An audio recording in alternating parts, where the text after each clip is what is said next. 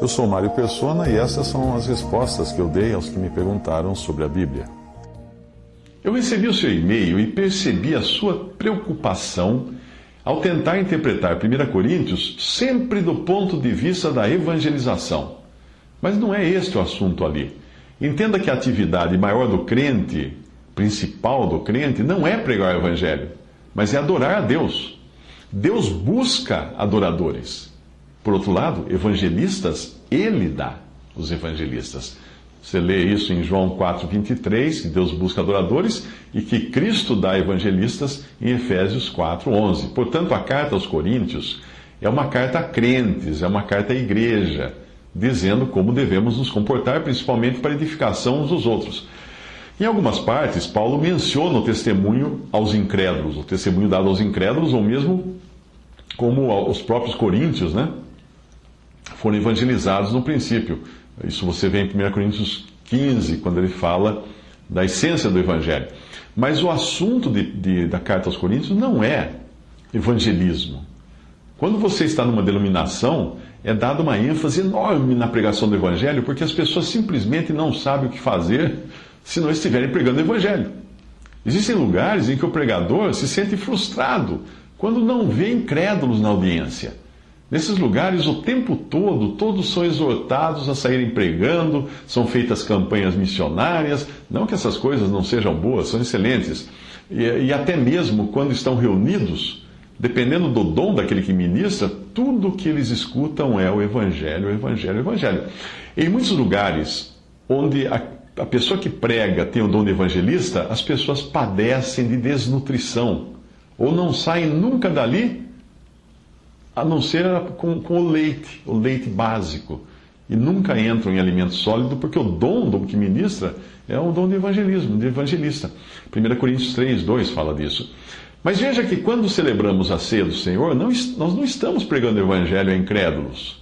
Nós estamos adorando a Deus, recordando a Cristo, anunciando a sua morte.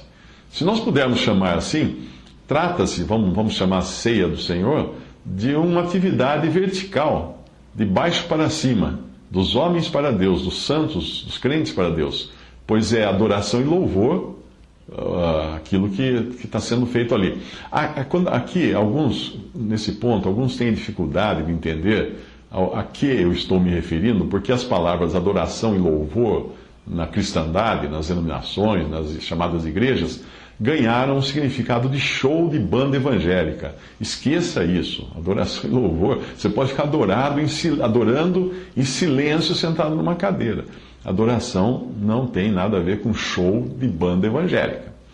Quando nós estamos orando em assembleia, nós não estamos pregando o evangelho, mas nós estamos falando com Deus e colocando diante dele as nossas necessidades.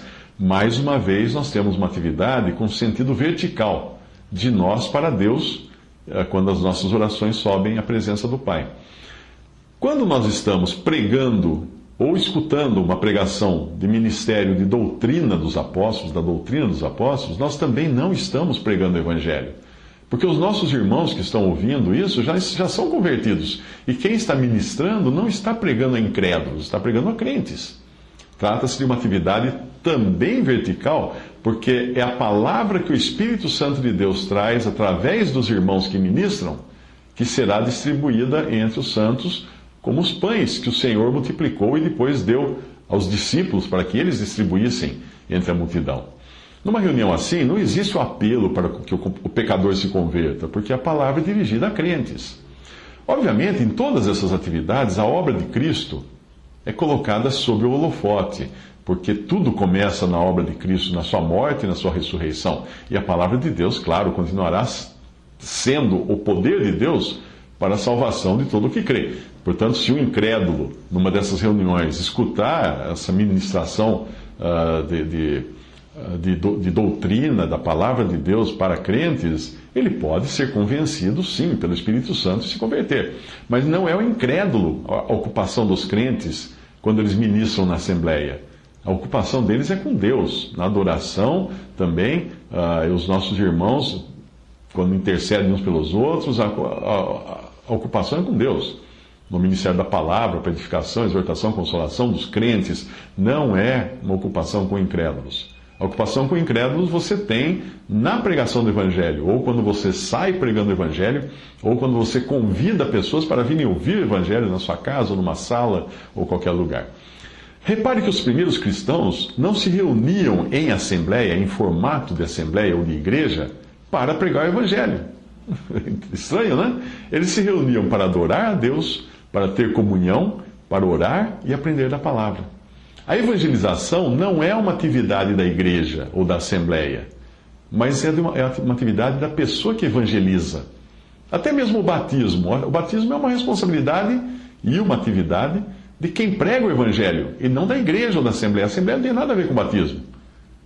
Como se fosse uma responsabilidade institucional. Normalmente no cristianismo fala, eu fui batizado na igreja X, eu fui batizado na igreja Y. Não existe isso, de ser batizado na igreja. A pessoa é batizada por um outro irmão que crê em Cristo que a batiza. É uma atividade entre o que está batizando e o que é batizado, não é uma atividade da Assembleia. A Assembleia não batiza. Atos 2,42, e perseveravam na doutrina dos apóstolos, essa era a ocupação dos cristãos, na comunhão, no partir do pão e nas orações. Percebeu que o evangelismo não aparece na atividade dos cristãos reunidos em Assembleia? Em Atos 8,38, diz que mandou parar o carro, o eunuco mandou parar o carro, e desceram ambos à água, tanto o eunuco, tanto Filipe como o eunuco. E aí Filipe o batizou. Veja, essa sim é uma atividade individual, pessoal, de quem batiza e de quem é batizado, não é uma atividade da Assembleia.